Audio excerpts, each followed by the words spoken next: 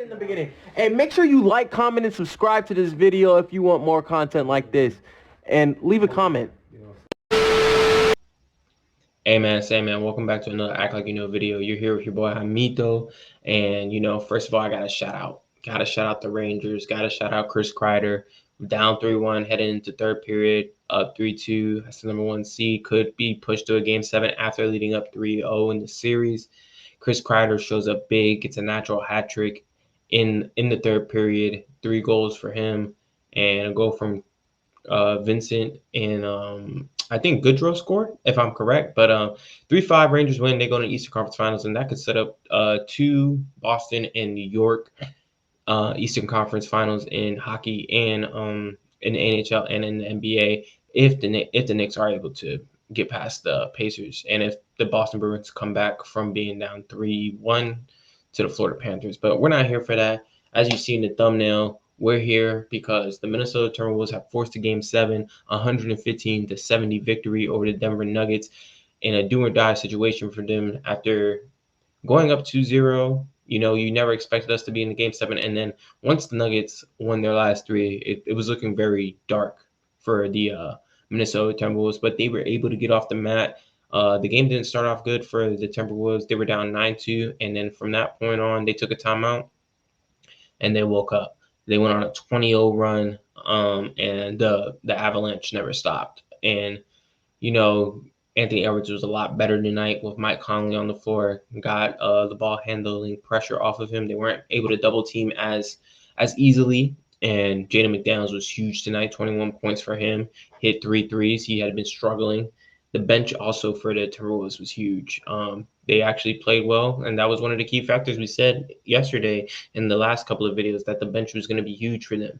And they didn't get outscored. They dominated the Nuggets bench, and Jamal Murray was nowhere to be found. They had to put out APB for him. Jesus. But nowhere to be found. I believe he started the game 1 of 11, ended up 4 of 18, only had 10 points, and that's just not going to cut it. Jokic definitely needs his teammates to show up, obviously, to win games, and no one showed up besides him. Not one starter and no one off the bench. Aaron Gordon, he was 4 for 7, but he's playing decent, but like it wasn't your normal Aaron Gordon games that we had seen over the last 3 games. And the Timberwolves came to play. You even had Karl Anthony Towns getting 13 boards. He played great defense on Jokic, and then they also forced it out of Jokic's hand. They were gonna dare others to beat them. Their rotations were great, and you could just see it was more of an energy game, kind of like how the Knicks beat the Pacers. Their energy was just up.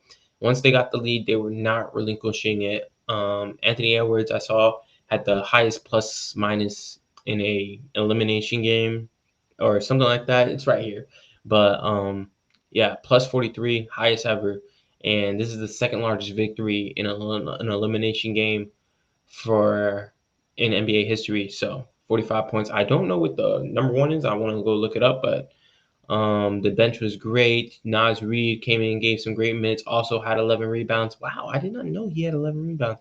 So Rudy, Karl Anthony Towns, and Naz Reid all had 11 rebounds. Great job for the big man. They had been getting clowned on for the last couple of days about how Jokic was completely dominating him. The bench for the Nuggets was absolutely MIA. You could just see after midway through the second quarter, you could kind of just tell that the Timberwolves were not going to give up this lead. They definitely put their foot on their necks, and we have a Game 7. You heard it. You heard Anthony Edwards. He said, we'll be back for a Game 7, and they will be. So going into Game 7, we got some X factors. Obviously, I believe Anthony Edwards and Jokic are going to show up. For the most part, they have shown up, except for the first 2 games. You would say that Jokic didn't show up. Game 1 and Game 2. Not that he didn't show up, but he wasn't generational as he usually is. Game 1 and Game 2. And then Game 3 and 5, Anthony Edwards came out flat, was nowhere to be found, or just didn't play good. Game 5, he didn't play good, but Game 3, he came out flat. Everyone came out flat for the Timberwolves, but you can't allow that to happen if you're Anthony Edwards. That's the leader of this team, and he definitely made up for it in Game 6 tonight. So for Game 7, man, on Sunday, what we're looking for the Nuggets. The Nuggets, man, obviously Jamal Murray has to show up. That's first and foremost. Jamal Murray and Aaron Gordon are going to be the two X factors for me besides Jokic. I fully expect Jokic to turn his 2K salaries up and have a 30-point triple-double. I'm not even going to lie. That's just what I'm accustomed. That's what I'm expecting from a top 5 center of all time if he wants to enter that, if he wants to be in that category. Right now I have him just outside the 5 when I was talking to the rest of the gang, but some of the game already has him in the top 5, but like if he wants to move into that top 3, gotta have a generational performance again. And then obviously probably winning a title will definitely put him in the top 3, maybe top 1 to some people. Who knows? He's already the most offensively talented center that we have already seen, but definitely gonna need some help from Jamal Murray. Jamal Murray, 4 of 18 is not gonna cut it. He was MIA. Aaron Gordon, he's gonna have to continue to play well, hit his shots. And for the Timberwolves, Karl-Anthony Towns got to stay out of foul trouble. He was played great defense on Jokic today. Rudy Gobert, coming out with that help side, getting the ball out of Jokic's hand. And I know Jokic sees that. He's going to adjust to that. So that's why I'm saying that the other's going to have to be big. Michael Porter Jr., it would be great if you showed up to the series. It would be great if you showed up to the series. Game 3, you could say he showed up, but like, they were winning by so much that it was like those 20 points, but like in a actual game, well, not an actual game, but like it would be great for Michael Porter to show up. That's basically what I'm saying. The bench is gonna obviously have to do what they were doing the last 3 games before this game. Just contributing however they can contribute. And then for the Timberwolves, we got Karl-Anthony Towns. Obviously, I just say he has to stay out of foul trouble, and 10 points. 10 points is cool tonight because they were winning by so much, and I really did feel like he was affecting the game a lot.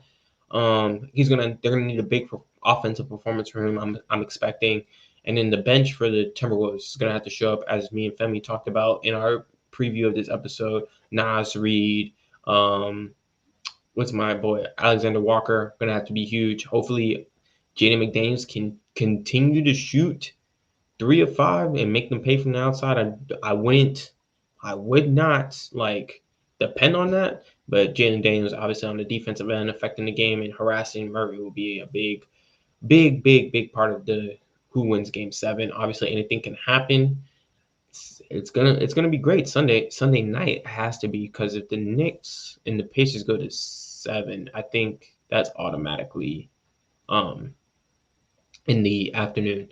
So moving on to the next games, those are my big X factors. Who do I think is gonna win Game 7? I told you I'm not jumping off the ship of the Nuggets. I mean, not the Nuggets, but the Timberwolves, since I already abandoned ship after they went up 2-0. Can't believe we're at a Game 7, like we said. But yeah, man,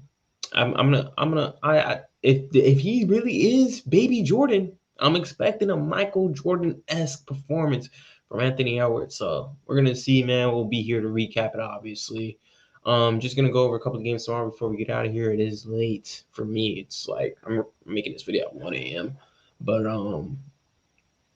we got my Knicks playing tomorrow versus the Pacers. I fully expect us to win. Obviously, I think the addition of having Deuce McBride come and screen for Jalen Brunson with Halliburton's man, making Halliburton play on both sides of the floor, is a big adjustment in the series. I'm interested to see how Rick Carlisle is going to adjust. I feel like the effort obviously was the biggest reason why we won, and also being 4 out helps Hartenstein dominate with the offensive rebounds, because no one has a motor like Hartenstein, and with 4 out, it's just harder to rebound, and he's gonna dominate whoever is down there for the Pacers, rebounding wise. So I'm fully expecting that to continue. I don't think they have anyone to guard Brunson, but if it's like an energy game where the Pacers are just hitting everything in the first half, and by the mid-third quarter, you can kind of just tell like the Knicks aren't gonna have it. Thibodeau needs to sit everybody, and just get ready for Game 7 with the quick turnaround to games for the quick turnaround to Game 7, because you got to travel and it's an early game. That could turn into a Game 4 for us, where they got blown out by 30 just off the short rest from Friday night game, from a tough Friday night game to a game 7. I'm at a game 4 in Indiana. So, and this one includes travel. So definitely want to rest up the boys if the game looks out of hand. Obviously, if the game is close, the Knicks desperately need to win this game. If it is a close game, because you don't want Hartenstein, Brunson, Hart, DiVincenzo all playing 40 minutes and probably McBride playing like 30 minutes, because that quick turnaround is going to play into the Pacers' advantage. Even though we'll be at home and the Garden has been the best crowd, I feel like, throughout this playoffs. I could be biased there, obviously, but yeah, you just don't want that quick turnaround like that. And then for the Pacers, Halliburton has to show up. He cannot play like he was in game 5, only 9 shots, and then game 1 where he only had 6 shots. Halliburton needs to be a superstar. Well, not a superstar, but he needs to be the superstar that he was. The reason why he got picked Team USA over Brunson and all that. So Halliburton needs to show up, and obviously Siakam. You cannot. If, like, as a neutral, Siakam, if I am a Pacers fan, Siakam cannot be guarded by Josh Hart. He needs to show up. So Siakam, I'm definitely looking for a big game from him. If I'm a Pacers fan, and if also I'm a Pacers fan, the bench, they didn't really show up last game, but obviously our bench is something, and our depth is something that we have a clear advantage of. So role players play better, and you would expect that they would play good. So. But it all starts with Halliburton for them tomorrow. And yeah, that's all I got, man. Hopefully, my Knicks win tomorrow. And then we have game 6 on Saturday with Dallas Mavericks and the Thunder. Originally, I picked the Thunder to win that in 7. And it just looks like they're a little too this moment's getting a little too big for them. Besides SGA, everyone else, the moment looks a little too big for them. And, it's cool because they're a young team, but, it just kind of sucks for them. The 3-point ball that they were shooting so effectively from, number 1 percentage in the league, has gone away from them. And the Mavericks are just playing outstanding defense. Everything looks tough for the Thunder. So I fully expect the Mavericks to actually close out in game 6. With Kyrie being 13-0 in closeout games, I fully expect, like we did when we talked a couple of days ago, that Luka Doncic needed a moment. Now it's Kyrie's turn to have a moment, and I believe Game 6 he's gonna be a big factor on why the Mavericks closed that out, because he doesn't have a moment in the series yet. So I'm expecting a Kyrie explosion in Game 6. That's all I got today, man. We'll be here to recap games further. Like, comment, subscribe. Also, shout out the Celtics, I guess, for making the Eastern Conference Finals.